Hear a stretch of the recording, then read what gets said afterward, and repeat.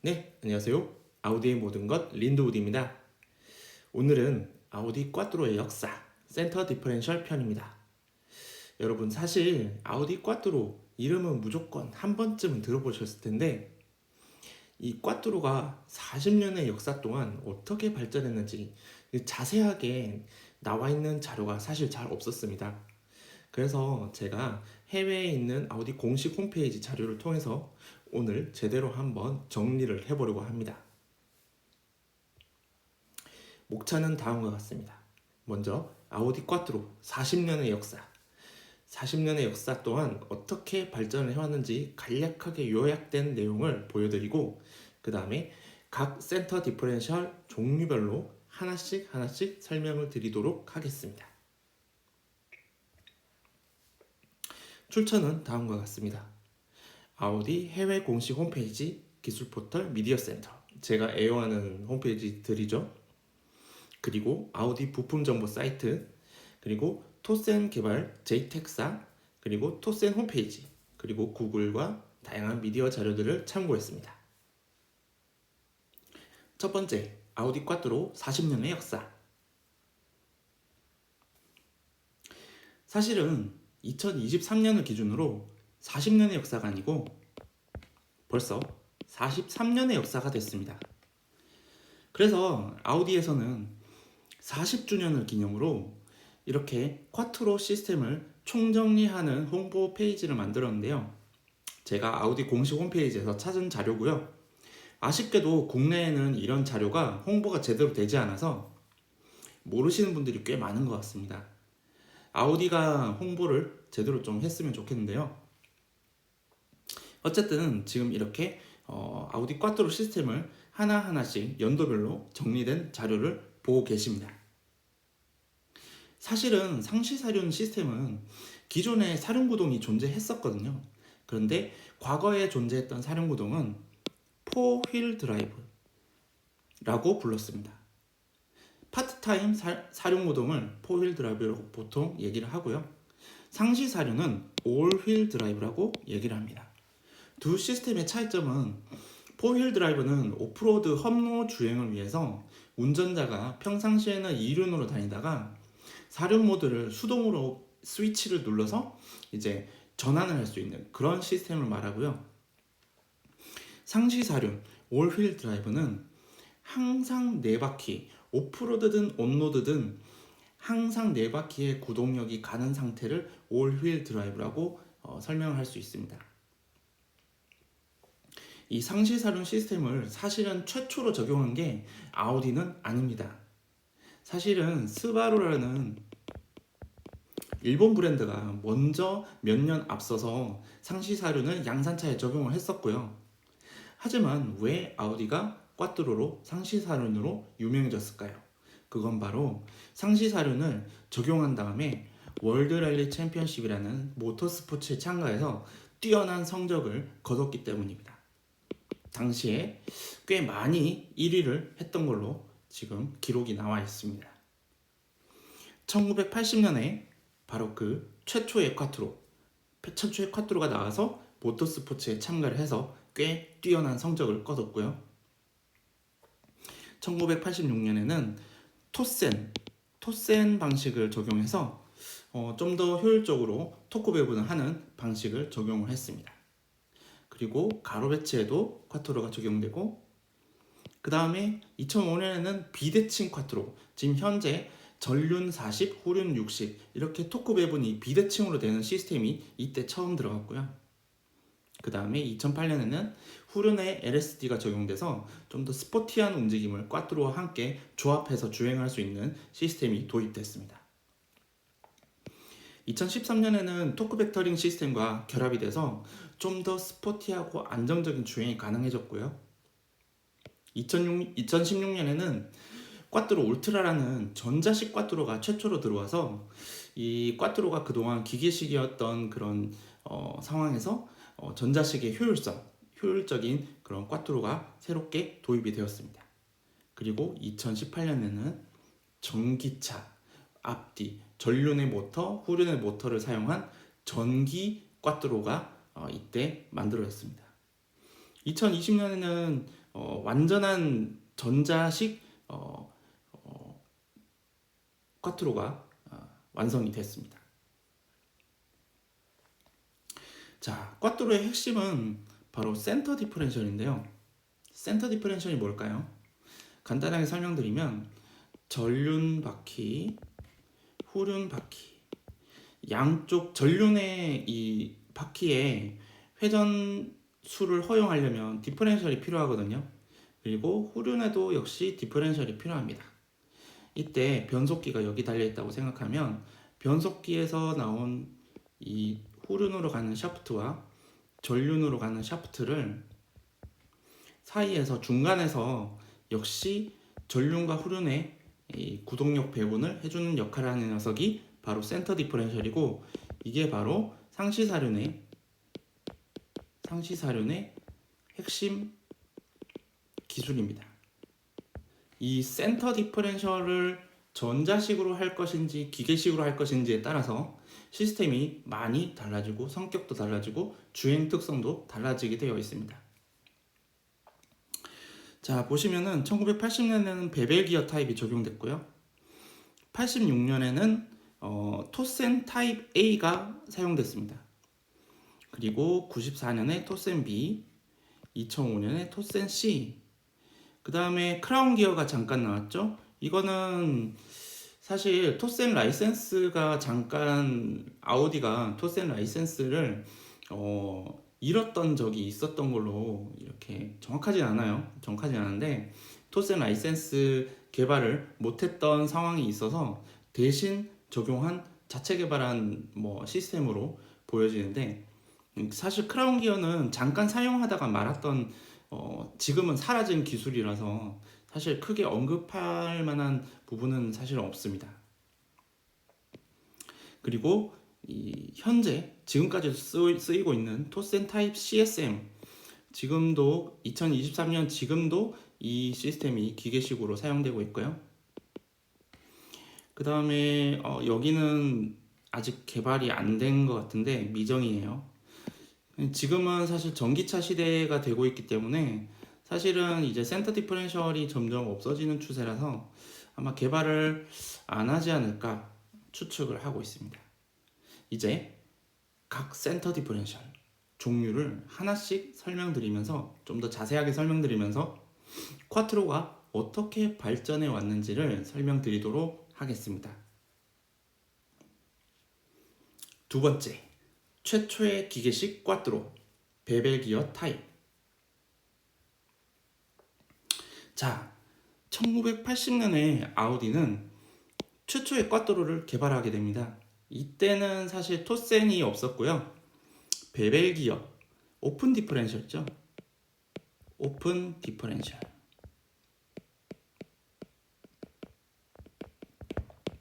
오픈 디퍼렌셜을 센터로 썼습니다.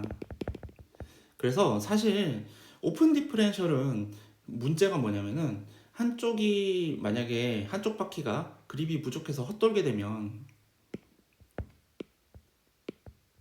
여기가 헛돌게 되면 이쪽 바퀴로는 토크가 가지 않는 문제가 생깁니다. 그런데 만약에 이게 센터 쪽에 센터 디퍼렌셜이 만약에 오픈이다, 그러면은 역시 똑같은 문제가 생기겠죠. 전륜이 얼음판 위에 있고 후륜이 아스팔트 위에 있으면 전륜이 헛돌게 됐을 때 모든 토크는 다 전륜으로 빠져버리고 후륜은 험로 탈출을 하지 못하게 되겠죠. 그러면 이제 이 시스템이 어떻게 상시사륜으로 동작하느냐, 그러니까 지금 오픈 디퍼렌셜이 들어간 것 자체로는 상시가 맞아요. 상시가 맞는데 토크 배분 능력은 없다는 뜻입니다. 토크 배분을 이제 한쪽으로 몰아줄 수 있는 기능이 없는데, 이때 어떻게 하냐면 여기 있는 장치가 전륜 샤프트와 후륜 샤프트를 묶어버리는 방식을 채택을 했습니다. 락킹 방식이죠. 이때까지만 해도 토센이 없었기 때문에 아우디 꽈트로는 베벨 기어 타입으로 락킹 방식을 사용을 했었습니다. 물론 이 락킹 방식이 무조건 나쁜 건 아니고요. 지금도 전자식 사륜 구동들은 전자식 상시 사륜은 대부분 락킹 방식을 쓰고 있어요. 그리고 이 락킹 방식을 사용한 베벨 기어로 사실은 아우디가 이 월드 랠리 챔피언십에서 좋은 성적을 거뒀거든요. 그래서 이 방식이 크게 나쁘다고는 할 수는 없지만 토크 배분을 사람이 직접 수동으로 해야 됐었기 때문에 완전한 상시 사륜을 보기에는 조금 문제가 있습니다. 세 번째, 기계식 꽈트로 토센 타입 A. 1986년 드디어 토센 타입 A를 기계식 쿼트로에 적용을 시킵니다. 이때 당시에 토센이라는 그 센터 디퍼런셜을 개발한 회사가 글리슨이라는 회사가 있는데요. 현재는 일본의 JTEC이라는 회사가 이 글리슨의 모든 라이센스 권한을 가지고 있습니다. 보시면은 이런 방식으로 토센이 구성되어 있고, 아마 토센 디퍼런셜이라고 검색을 해보시면 대부분 이 모양을 많이 보셨을 거예요. 요게 타입 A입니다. 혹은 T1이라고도 부릅니다. 가장 일반적인 토센 디퍼런셜이고, 초창기에 나왔던 토센은 대부분 이 방식이라고 보시면 되겠습니다. 현재는 사실 이런 방식의 토센은 자동차에는 잘 안 쓰고 있고요.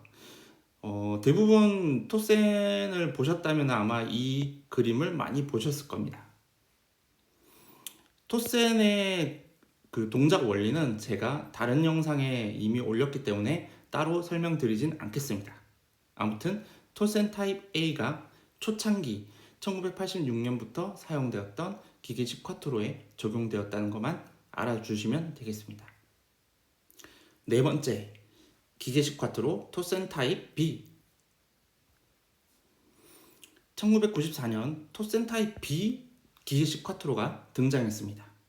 사실 일반 소비자분들은 아마 토센이면 다 똑같은 토센이지 타입 A, B가 무슨 상관이냐고 생각하실 수 있겠지만, 실제로 A와 B, C 이렇게 계속 업그레이드가 되면서 토센의 토크 분배 능력도 점점 더 좋아지고 경량화가 되면서 부품 개수도 줄어들고, 그래서 내구성도 더 좋아지고 여러 가지로 이제 계속 발전을 해왔습니다. 토센 타입 B의 특징은, 기존의 토센은 보시면 이렇게 위성 기어에 스퍼 기어가 하나가 들어가 있죠. 그리고 크로스드 헬리컬 기어 방식으로 적용이 돼서 좀 구조가 복잡했습니다.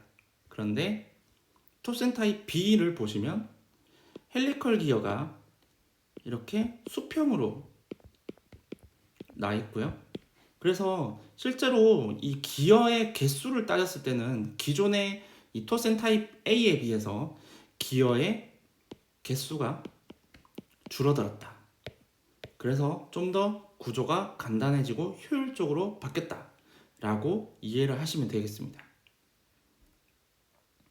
구조가 간단할수록 더 기계적인 트러블이 생기지 않을 확률이 높아지니까 구조적으로 더 개선이 됐겠죠. 근데 사실 토센 타입 A나 B는 아주 큰 드라마틱한 아마 개선이 있지는 않은 걸로 제가 생각을 하고 있습니다. 어쨌든 이렇게 토센 타입 B로 발전이 됐고요.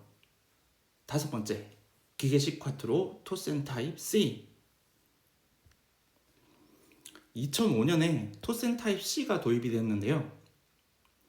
사실 구조적으로는 사실 기존의 B에서 C로 옮겨졌을 때 여기 있는 링 기어가 새로 생긴 것 외에는 크게 달라진 건 없어 보입니다.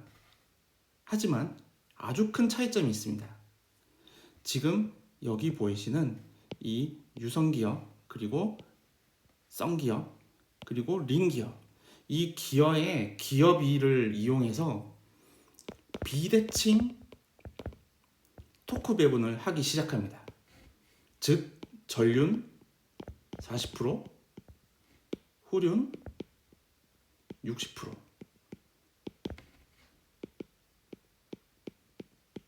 후륜에 좀 더 많은 토크를 분배를 해서 좀 더 스포티한 주행이 가능하도록 개선을 한 것이 바로 이 토센 타입 C가 되겠습니다. A와 B는 구조적인 개선이 이루어졌다면 B에서 C로는 이 구동 토크 배분의 비율이 달라지는 아주 혁신적인 어떤 업그레이드가 됐다고 보시면 되겠습니다. 여섯 번째, 기계식 꽈뚜로 비대칭 토센타이 B-1. 2008년에 비대칭 토센타이 B-1이라는 게 등장합니다. 사실 이 비대칭 토센타이 B-1은 공식 자료에는 누락이 되어 있습니다. 좀 재밌는 부분이죠? 하지만 분명히 이 부품은 존재합니다. 부품 번호를 가지고 제가 찾아낸 자료고요. 보시면은 여기 사이드 기어, 그리고 여기 전륜 쪽 사이드 기어, 여기는 후륜 쪽 사이드 기어. 보시면은 사이드 기어의 지름이 좀 다르죠? 그래서 비대칭 40대 60으로 후륜 쪽에 60을 보내고 전륜에 40을 보내는 형태로 구조가 만들어져 있습니다. 재밌게도 C에서 다시 B로 돌아갔는데요. 이게 어떻게 보면은 A, B, C 타입이 이렇게 나눠져 있는 게 어떤 성능상의 업그레이드가 아니라 단지 구조적으로 조금 타입이 다를 뿐이다 라고 이해를 할 수도 있는 부분이 아닌가 생각이 됩니다. 당연히 여기 있는 모든 기어들은 헬리컬 기어로 다 이루어져 있고요. 헬리컬 기어가 만들어내는 추력으로 여기 역시 마찰판이 있어서 토센 기어의 토센 센터 디퍼런셜로 토크 배분을 하는 형태가 되겠습니다. 일곱 번째, 기계식 꽈뚜로 크라운 기어. 2010년에 크라운 기어라는 녀석이 등장했습니다. 재밌게도 이 크라운 기어가 2010년에 우리나라에 한창 아우디 차량들이 판매될 때 홍보 자료로 꽤 많이 쓰였어요. 많이 홍보가 됐는데 재밌게도 크라운 기어가 사용된 건 실제로는 아우디 RS5, 국내에 출시한 RS5, 그리고 국내에 출시하지 않았던 RS4, 이런 일부 모델에만 크라운 기어가 사용이 됐고요. 다른 차량들은 대부분 토센입니다. 그런데 홍보 자료를 보면 크라운 기어가 에스트로닉과 매칭이 됐다 이런 식으로 설명을 했는데요. 심지어 지금도 아우디 공식 홈페이지에는 그렇게 나와 있습니다. 이거 완전히 틀린 내용입니다. 아우디 홈페이지가 10년 전 내용을 아직도 지금 게재를 하고 있는데요. 제발 좀 이 내용 좀 수정을 해줬으면 좋겠어요. 아우디 코리아 관계자분이 혹시 계신다면 홈페이지를 좀 최신화를 해주셨으면 정말 감사하겠습니다. 현재는 이 크라운 기어는 완전히 사라진 기술이고요. 지금 더 이상 사용을 하지 않습니다. 지금 2023년 기준으로 들어가는 차량이 한 대도 없습니다. 크라운 기어는 잘 보시면은 이 헬리컬 기어 방식이 아니고 여기 보시면 다판 클러치가 보이죠?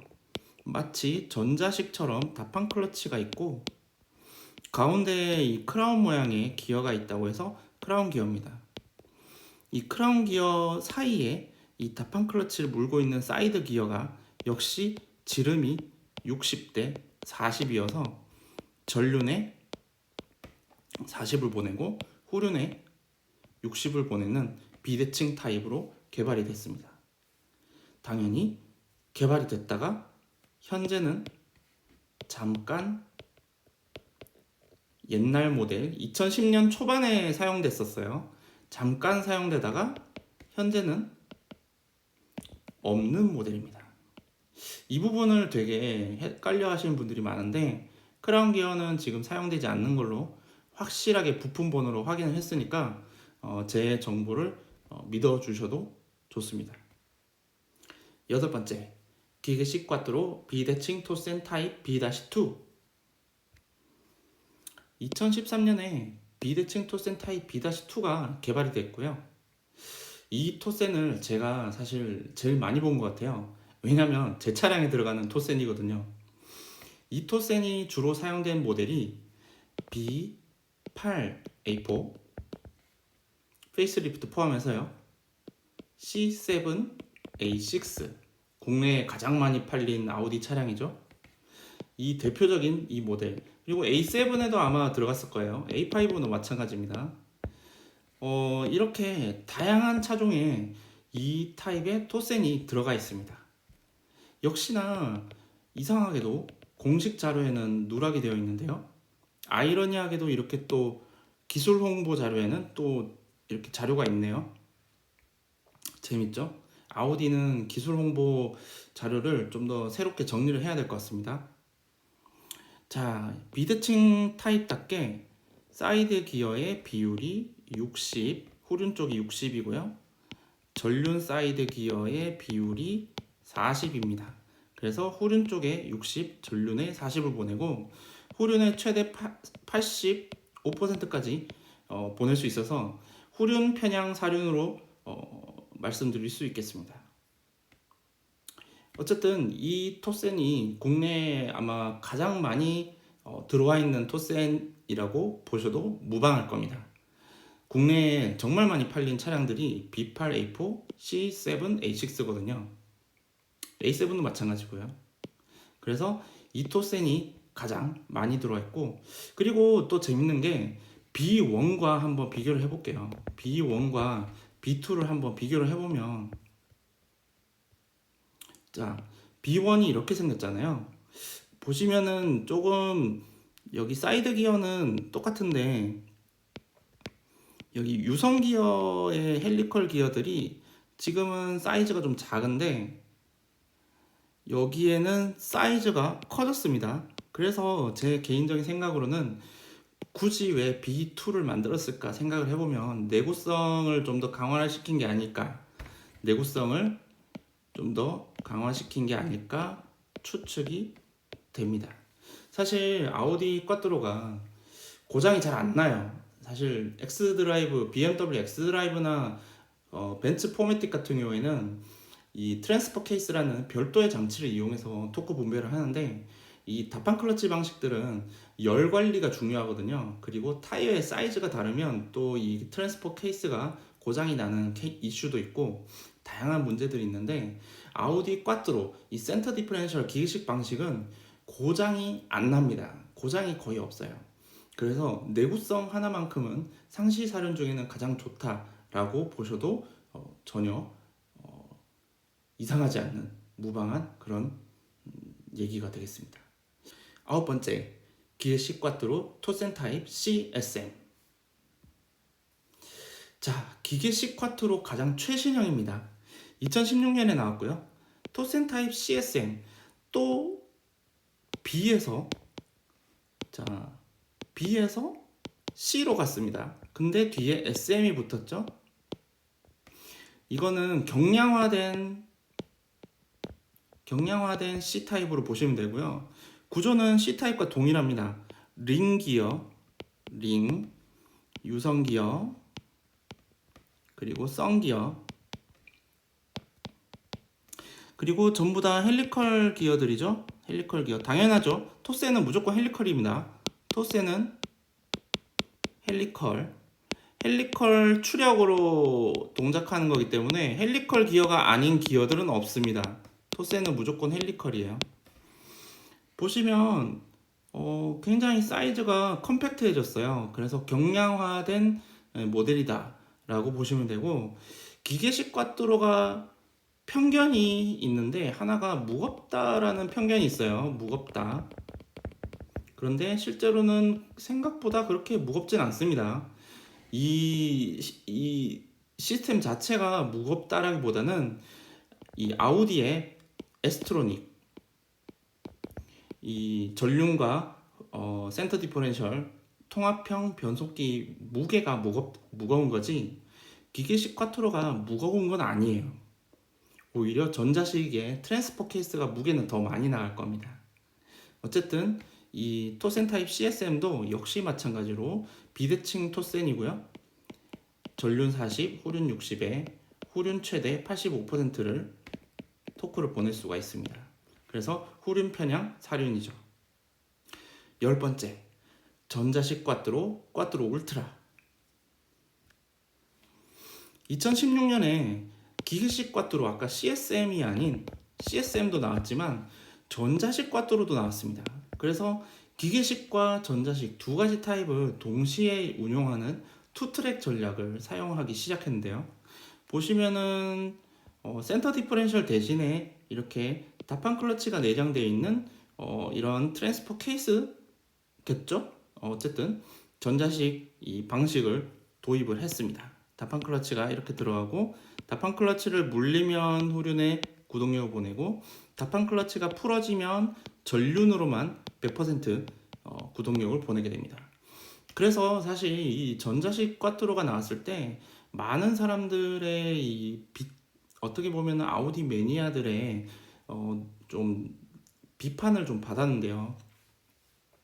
기존에는 이제 후륜 편향 기계식 꽈트로가 후륜 편향이었는데 지금 이 전자식 꽈트로는 명백하게 전륜 편향 사륜이거든요. 그래서 도대체 할덱스 시스템이랑 뭐가 다르냐, 할덱스 시스템이랑 다를 게 없지 않냐 이렇게 얘기를 많이 하는데 솔직히 말씀드리면 차이가 없는 건 아닙니다. 완전히 똑같진 않고요.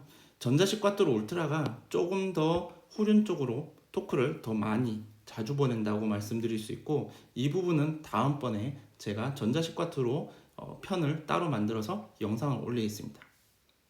어쨌든 이 전자식 꽈트로가 나온 이후에 좀 아우디 쪽에서도 약간 이제 그걸 좀 의식을 했는지 모르겠지만 기계식 꽈트로를 여전히 계속 남겨놓고 있어요. 물론 전자식 꽈트로가 받아낼 수 있는 토크의 한계가 좀 있는 것 같긴 해요. 그래서 고성능 모델에는 기계식을 여전히 쓰고 있고요.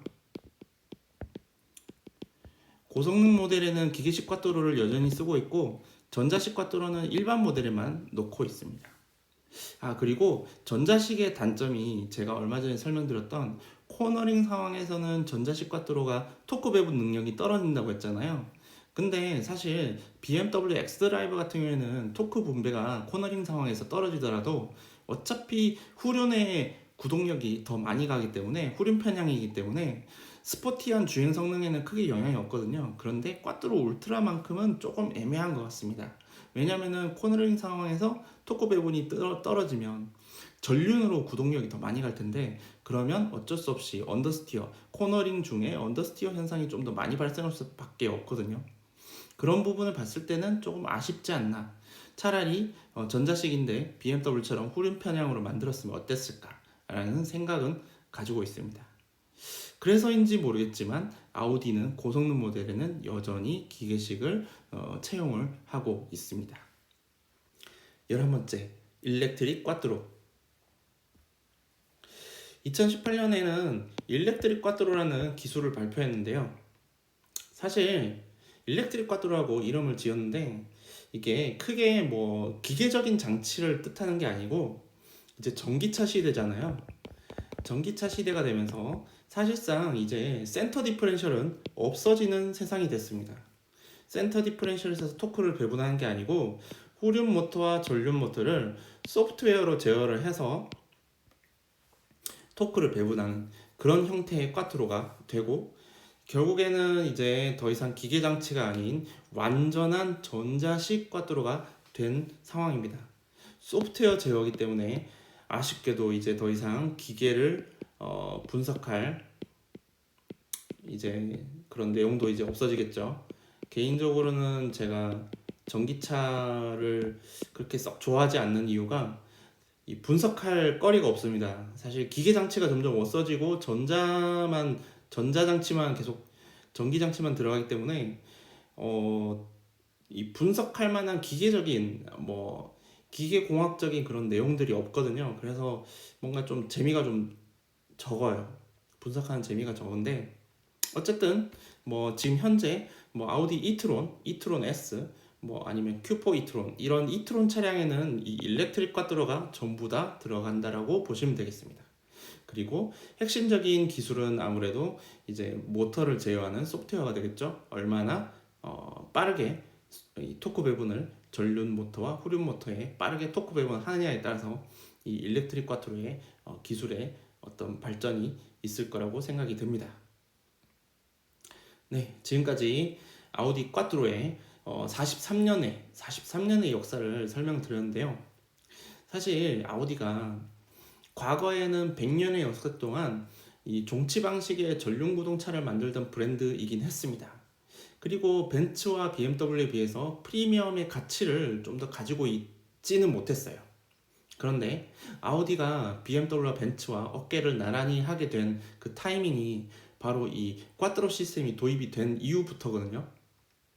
명백하게 이 꽈트로 시스템이 1980년대부터 도입이 되고 나서 아우디의 그런 모터스포츠에서의 활약이라든지, 그리고 이 주행 성능의 향상이라든지, 어떤 주행 안정성을 보여주는 퍼포먼스라든지, 그런 부분이 뛰어나게 동급 모델과 비교해서도 전혀 뒤떨어지지 않는 그런 뛰어난 퍼포먼스를 보여줬기 때문에 프리미엄 브랜드로서 이 자리를 차지할 수 있었던 그런 원동력이 됐던 것 같고요.